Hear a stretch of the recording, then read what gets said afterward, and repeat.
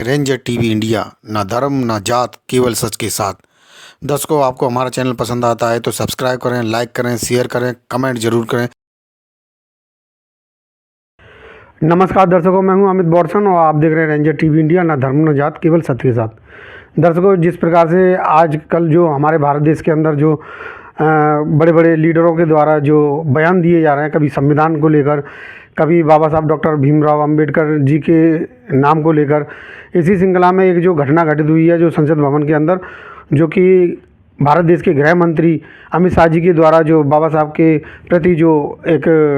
अभद्र टिप्पणी जो की गई थी, उसको देखते हुए जो भारत देश के अंदर जो आक्रोश फैल रहा है, और इसी को देखते हुए आज हम उपस्थित हैं जनपद आगरा में समाज सेवी हरि गौतम विमल जी के पास। और आइए जानते हैं देश में जो जिस प्रकार की कई विषयों को लेकर जो चर्चाएं चल रही हैं, उसी पर आज हम वार्ता करते हैं। सर, जिस प्रकार से जो हमारे भारत देश के अंदर कुछ वर्षों से जो कभी भारतीय संविधान के ऊपर, कभी बाबा साहब डॉक्टर भीमराव अंबेडकर जी के नाम पर, या कभी हमारे देश को जो लोकतंत्र का देश है उसे हिंदू राष्ट्र बनाने की मतलब बातें की जाती हैं। मतलब कोई ना कोई बयान ऐसा आ जाता है जिससे कि देश में हलचल मच जाती है। और जो हमारे देश में जो विकास का कार्य जिस प्रकार से हो रहा है, या जो बेरोजगारी या महंगाई है, उसको देखते हुए आप, इन बयानों को देखते हुए आप क्या कहना चाहेंगे जो अमित शाह जी के द्वारा जो बयान दिया गया है? बहुत बहुत साधुवाद अमित जी। दरअसल वर्तमान समय में जो देश की सामाजिक और राजनीतिक और धार्मिक परिस्थितियां हैं, वो बहुत ही कहना चाहिए दुर्भाग्यपूर्ण हैं। और सबसे बड़ी बात यह है कि ऐसी परिस्थिति उत्पन्न करने में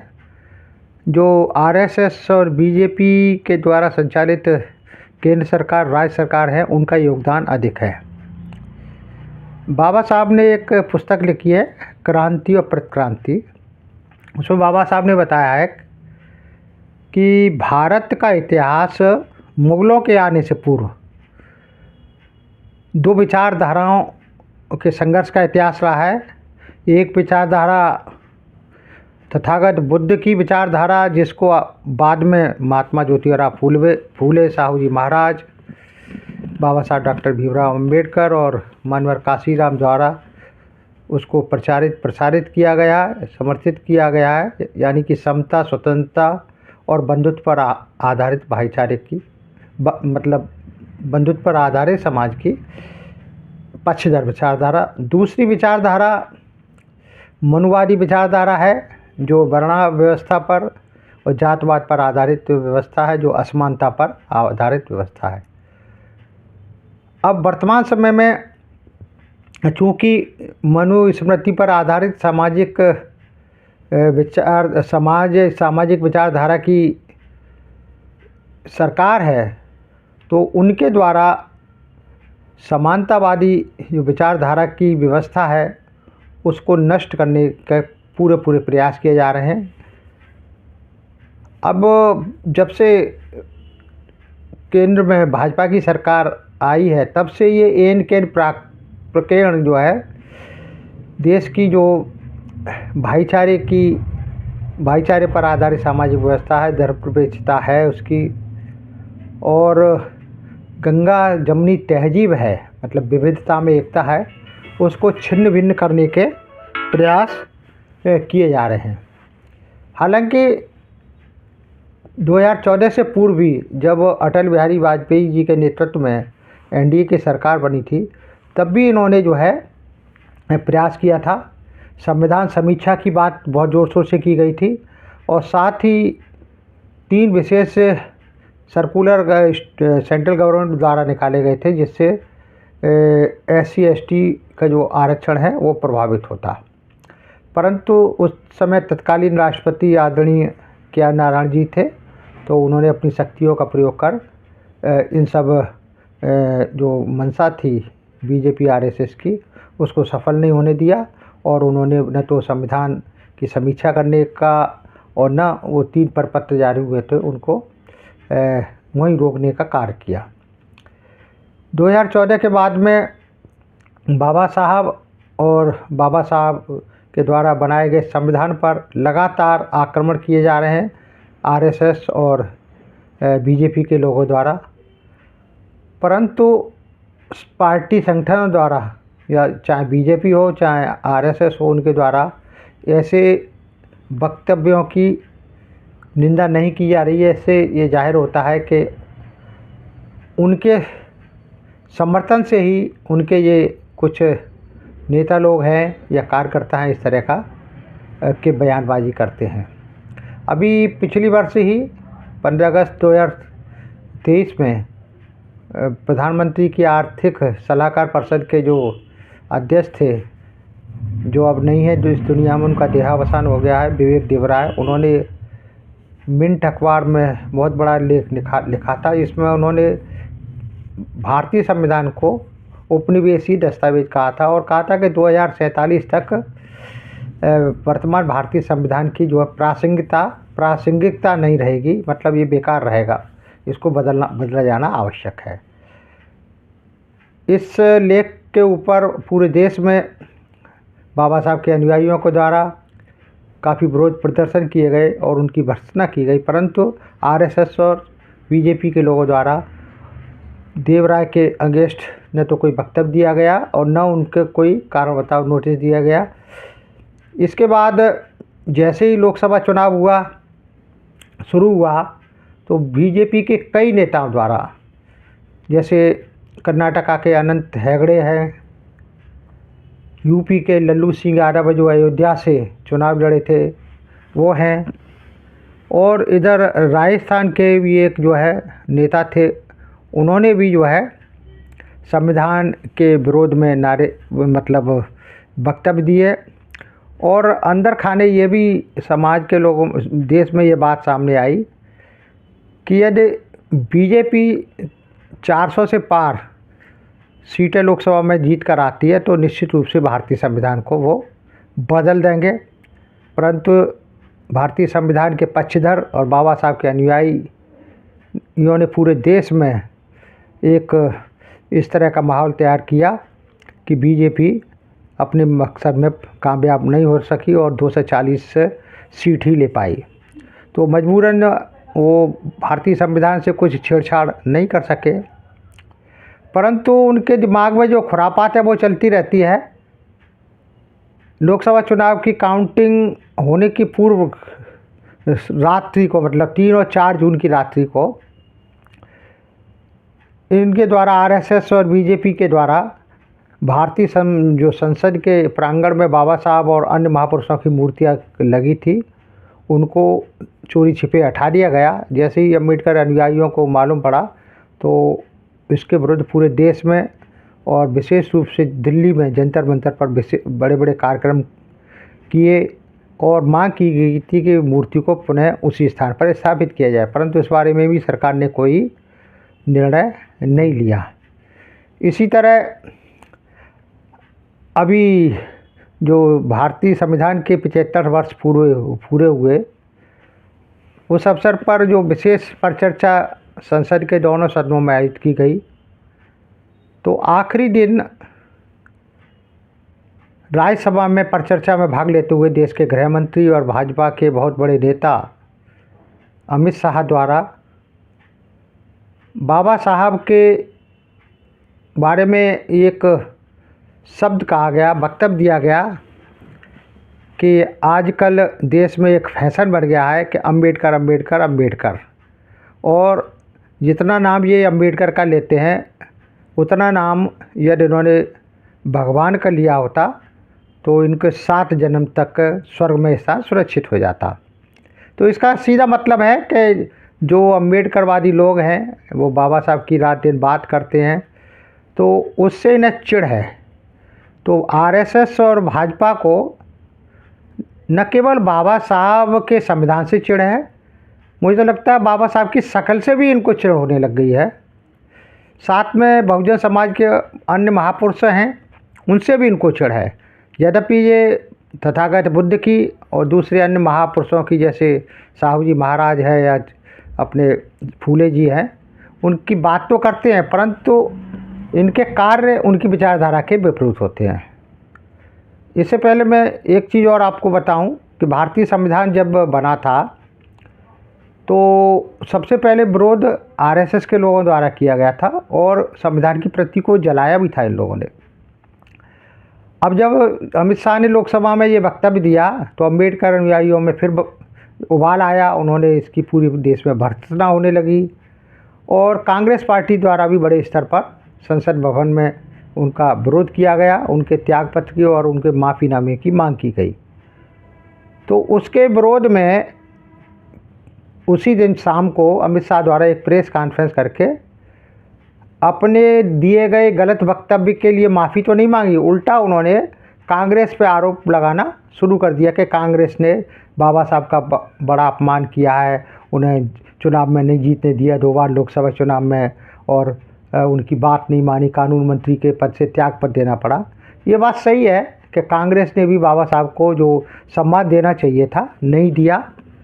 परंतु मैं आरएसएस और बीजेपी के लोगों से ये पूछना चाहता हूँ कि कांग्रेस ने नहीं दिया तो क्या भाजपा और आरएसएस के लोगों ने, भाजपा से पूर्व जो इनकी राजनीतिक जो संगठन था जनसंघ द्वारा, कौन सा बाबा साहब को सम्मान दिया गया? कांग्रेस ने यदि हराने का प्रयास किया तो जनसंघ के लोगों ने बाबा साहब को जिताने का प्रयास क्यों नहीं किया यदि बाबा साहब के ज़्यादा हितैषी थे? साथ ही जब बाबा साहब के जो है जितने भी वक्तव्य हैं उनकी विचारधारा है उसको प्रचारित करने का इन्होंने क्या कार्य किया? दलित शोषित समाज के साथ अभी भी वर्तमान में भी जाति के आधार पर बहुत भेदभाव होता है। आरएसएस द्वारा अभी तक कोई भी जातिवाद के विरुद्ध या वर्ण व्यवस्था के विरुद्ध कोई भी किसी तरह का संघर्ष या आंदोलन नहीं किया गया है, चाहे कोई कितनी भी बड़ी घटना दलित शोषित समाज के साथ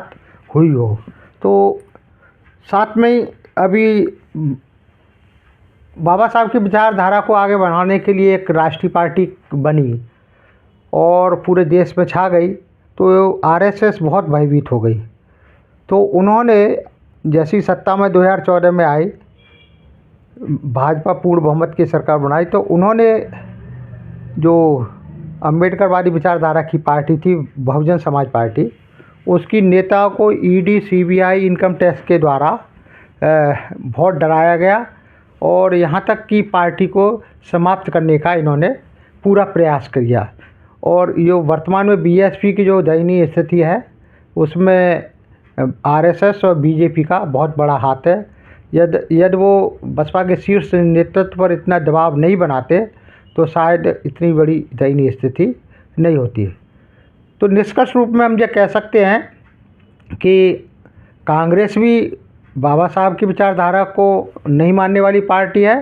तो दूसरी तरफ आरएसएस और जो बीजेपी है वो भी बाबा साहब की विचारधारा को मानने वाली पार्टी नहीं है। और मैं तो यहाँ तक कहूँगा कि कांग्रेस की अपेक्षा भाजपा और आरएसएस बाबा साहब की विचारधारा के लिए ज़्यादा खतरनाक है। तो इसको हम बहुजन समाज के लोगों को समझना चाहिए। सर, अगला सवाल हमारा ये है कि जिस प्रकार से जो हमारे भारत देश की सरकार और पीएम नरेंद्र मोदी जी के द्वारा और उनकी टीम के द्वारा इस देश में वन नेशन और वन इलेक्शन की व्यवस्था करने की कोशिश की जा रही है, तो इसको देखते हुए आप क्या कहना चाहेंगे कि वन नेशन और वन इलेक्शन की हमारे भारत देश को ज़रूरत है, या अन्य जो विषय हैं हमारे देश के अंदर बेरोजगारी और महंगाई और जो गरीब आजकल जो परेशान हैं लॉकडाउन के बाद में, वो उभर नहीं पाए हैं अपनी स्थिति को देखते हुए, इन विषयों पर ध्यान देना चाहिए या वन नेशन वन इलेक्शन पर क्या कहना चाहेंगे इस विषय में? देखिए, भारत जो है एक संघ है जिसमें विभिन्न राज्यों का संघ है। यहाँ एक तरफ केंद्र सरकार है और दूसरी तरफ देश में 28 स्टेट हैं और यूनियन टेरिटरी अलग हैं। तो उनके मिला के भारत एक देश बनता है, राष्ट्र बनता है। और भारत की जो खूबी है वो है विविधता में एकता, और इसी विविधता में एकता के कारण ही अभी तक भारत जो है एक अखंड भारत बना रहा है, जिसमें जो है बाबा साहब द्वारा लिखित भारतीय संविधान का बहुत बड़ा योगदान है। क्योंकि संविधान में जो धर्मनिरपेक्षता का जो समावेश किया गया है वो विविधता में एकता को ही बढ़ावा देता है। वर्तमान सरकार में जो आरएसएस की सरकार है, आरएसएस देश को हिंदू राष्ट्र बनाने का प्रयास कर रही है और उसी हिंदू राष्ट्र को बनाने के लिए वो विभिन्न तरह के देश में कार्यक्रम आयोजित कर रही है या विभिन्न तरह के क्रियाकलाप आयोजित कर रही है। तो ये वन नेशन वन इलेक्शन भी उसी का एक अंग है। वन नेशन वन इलेक्शन से जो हमारे देश का जो संघात्मक ढांचा है वो बहुत कमज़ोर हो जाएगा और इसमें राष्ट्र जो है एक पार्टी की सत्ता की तरफ अग्रसरित होगा, क्योंकि जब पूरे देश में एक साथ चुनाव होंगे विधानसभा के लोकसभा के, तो क्या है जिस पार्टी पर पैसे ज़्यादा हैं और उसके कार्यकर्ता और नेता लोग ज़्यादा हैं, मीडिया उनके साथ है और स्वायत्तशासी संस्था है जैसे अपने ईडी है, सीबीआई है, चुनाव आयोग है और इवन मैं कहूँगा इनडायरेक्ट में इनको जुडिशरी का भी संरक्षण प्राप्त है। तो ये ऐसा माहौल बना देंगे देश में कि एक तरफा जो है वोटिंग होगी और जो दूसरी विपक्षी पार्टी है, चाहे वो राष्ट्रीय स्तर पर हो या राज्य स्तर पर, उनका बहुत बड़ा नुकसान होगा और विशेष रूप से जो क्षेत्रीय पार्टियां हैं उनका बहुत बड़ा नुकसान होगा, क्योंकि उनके पास संसाधन कम है, कार्यकर्ता कम है, तो वो जो है इनका मुकाबला नहीं कर पाएंगी। तो ये एक तरह से एक दलीय शासन व्यवस्था स्थापित करने का प्रयास है और अभी देश में जो संसदीय लोकतंत्र है उसको ये राष्ट्रपति शासन, राष्ट्रपति लोकतंत्र की तरफ, मतलब प्रेसिडेंशियल फॉर्म ऑफ गवर्नमेंट की तरफ अग्रसर करना चाहते हैं, जैसा अमेरिका वगैरह में है। तो उससे ये फ़ायदा होगा कि एक बार जो पार्टी सत्ता में आ जाएगी उसको हटाना मुश्किल होगा। इसी वजह से जो है, और फिर ये अपनी मनमानी, जब विपक्ष नहीं होगा केंद्र में और राज्यों में, तो ये मनमानी करके देश को हिंदू राष्ट्र आसानी से बना सकते हैं। तो इसी के लिए प्रयास है। तो इसका विशेष रूप से जो दलित शोषित समाज की पार्टियां हैं उनको तो इसका एकदम विरोध करना चाहिए, क्योंकि हमने देखा है कि जितनी भी हमारी दलित शोषित समाज की पार्टियां हैं वो एक राज्य तक सीमित है। केवल बीएसपी को छोड़ दिया जाए तो बीएसपी एक राष्ट्रीय स्तर की पार्टी है, परंतु वर्तमान समय में वो एक तरह से वो भी एक राज्य तक ही सीमित हो गई है। तो इनका बहुत बड़ा नुकसान होगा। मालूम नहीं बहन जी ने किस तरह से वन नेशन वन इलेक्शन का सपोर्ट किया है। अभी क्या होता है, जब दूसरे स्टेट में चुनाव होते थे तो एक प्रदेश के कार्यकर्ता दूसरे प्रदेश में जाके उनको सपोर्ट करते थे और शीर्ष नेतृत्व भी, इवन बहन जी या दूसरे केंद्रीय नेतृत्व है, वो जाके भी उनको समय मिलता था वो प्रचार करते थे। परंतु जब विधानसभा लोकसभा के चुनाव पूरे देश में एक साथ होंगे तो बहन जी कहाँ का चुनाव प्रचार कर पाएंगी। यूपी से बाहर जाएंगी तो यूपी में नहीं कर पाएंगी, यूपी में करेंगी तो बाहर नहीं जा पाएंगी, और न इनके पास इतना नेता है न कार्यकर्ता हैं सब जगह। तो सबसे ज़्यादा नुकसान तो बीएसपी का ही होगा। तो मैं तो बहन जी के इस विचार से सहमत नहीं हूँ कि वन नेशन वन इलेक्शन का जो सपोर्ट किया जाए, ये तो बीएसपी के लिए एक बहुत बीएसपी की जो पार्टी के अस्तित्व के लिए एक खतरा बन जाएगा। तो बाकी बहुत सारी राज्य स्तर की पार्टियां, चाहे सपा हो चाहे आरजेडी हो, है, इस तरह से इन लोगों ने और कांग्रेस वगैरह ने और दूसरी अन्य पार्टियां, अन्य प्रदेशों में पार्टियां, उन्होंने उसका विरोध भी किया है वन नेशन वन इलेक्शन का। तो ये पद्धति जो है वन नेशन वन इलेक्शन की भी देश हित में नहीं है, लोकतंत्र के हित में नहीं है और राज्य स्तरीय पार्टियों के हित में बिल्कुल भी नहीं है। सर, एक विषय और चल रहा है हमारे देश के अंदर कि जिस प्रकार से जो हिंदू लोग बोलते हैं, जो हिंदू राष्ट्र घोषित करना चाहते हैं इस देश को, वो लोग एक सिफुगा और छोड़ देते हैं कि मस्जिदों के नीचे मंदिर हैं या उनके भगवानों की जो मूर्तियां दबी हुई हैं। इसको देखते हुए जो कुछ बुद्धिस्ट कल्चर के लोग भी अपनी आवाज़ें उठा चुके हैं कि अगर मस्जिदों के नीचे मंदिर हैं तो मंदिरों के नीचे भी बुद्ध विहार और भगवान बुद्ध से संबंधित अवशेष हैं, तो उनकी भी खुदाई होनी चाहिए, उनकी भी जांच होनी चाहिए। तो जिस प्रकार से जो खुदाई ये चल रहा है हमारे भारत देश के अंदर, इस विषय पे भी आप क्या क्या राय रखते हैं? देखिए, वर्तमान की जो आरएसएस और भाजपा की सरकार है, ये इनके प्रकरण जो है किसी भी तरह से देश को हिंदू राष्ट्र बनाना चाहती है और देश का जो धर्मनिरपेक्ष स्वरूप है उसको मिटाना चाहती है। क्योंकि यार जब तक देश में धर्मनिरपेक्षता रहेगी तो इनका हिंदू राष्ट्र बन नहीं सकता। हालांकि जब इनके ये 2014 के बाद सत्ता में आए तो इन्हें जो केंद्र सरकार द्वारा और राज्य सरकार द्वारा मनमाने तरीके से भारतीय संविधान की उपेक्षा करके एक धर्म विशेष को विशेष प्रोत्साहन दिया जा रहा है और दूसरे धर्म के अनुयायियों के साथ में भेदभाव किया जा रहा है और धर्मनिरपेक्षता के जो स्वरूप था जो भारतीय संविधान का, उसको नष्ट करने का पूरा प्रयास किया जा रहा है। परंतु फिर भी अभी भी दूसरे धर्म के अनुयायी हैं वो संघर्ष कर रहे हैं। तो आरएसएस और भाजपा विभिन्न प्रयोगों द्वारा, विभिन्न माध्यमों द्वारा देश को हिंदू राष्ट्र बनाना चाहती है। जैसे एक देश और एक इलेक्शन की जो वो है कार्यक्रम है उनका, उसके माध्यम से ऐसे ही जो है माइनॉरिटीज़ को, देश की जो माइनॉरिटीज़ है और विशेष रूप से देश की जो सबसे बड़ी माइनॉरिटी है अल्पसंख्यक जो मुसलमान हैं, उनको ज़्यादा भयभीत करना चाह रहे हैं। क्योंकि उनकी देश में अच्छी खासी आबादी है, लगभग 20% आबादी है और वो यहाँ इस देश के शासक भी रहे हैं। तो वो सबसे पहले उन्हीं को टारगेट किया है आरएसएस और बीजेपी के लोगों ने कि यदि हमने मुसलमानों को दबा लिया तो बाकी जैन तो एक तरह से हिंदू ही हैं, परंतु ईसाई हैं, ईसाई भी बहुत कम संख्या में देश में, वो डर जाएंगे। बुद्धिस्ट हैं, वो भी दब जाएंगे।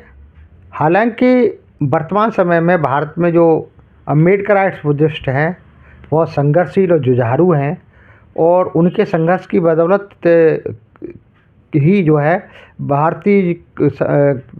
का जो धर्मनिरपेक्ष स्वरूप बना हुआ है। तो जिस तरह से ये बार बार जो है विभिन्न मस्जिद, देश की विभिन्न बड़ी बड़ी मस्जिद हैं, उनकी के खुदाई करने के लिए, सर्वे करने के लिए आरएसएस, विश्व हिंदू परिषद, बजरंग दल आदि के माध्यम से ये कोर्ट में जाते हैं। और चूँकि कोर्ट भी इनडायरेक्ट वे में इनका पक्षधर है, क्योंकि कोर्ट में भी बहुत सारे लोग एक ही विचारधारा को मानने वाले लोग हैं जिनको राजनीतिक या सत्ता का संरक्षण भी प्राप्त है। तो वो बहुत आसानी से, बहुत जल्दी करके सर्वे के लिए, खुदाई के लिए वो ऑर्डर कर देते हैं और वो भारतीय संविधान की अवहेलना करते हैं। और जुडिशरी जो न्यायिक सिद्धांत है जो है नेचुरल जस्टिस का, उसका भी वो अवहेलना करते हैं। तो ये एक उन्हीं का प्रयास है आरएसएस और बीजेपी के द्वारा कि अल्पसंख्यक समाज को भयभीत किया जाए और उनके जो बड़ी बड़ी मस्जिदें हैं, बड़ी बड़ी दरगाह हैं, उनको विवादास्पद बनाया जाए और जुडिशरी के माध्यम से आगे उन पर कब्जा कर लिया जाए। ये सही है कि जो है भारत जो है काफ़ी समय तक बौद्धमय रहा और जो भारत ने जो तरक्की की थी, और भारत जब सोने की चिड़िया कहलाता था तो वह समय बौद्धकाल ही था। उसी समय भारत ने बहुत तरक्की की और उस समय जितने भी बौद्धकालीन जो राजा थे, चाहे सम्राट अशोक हों या उनके बाद में बहुत सारे जो मौर्य सम्राट के 10 राजा हुए हैं, उनके द्वारा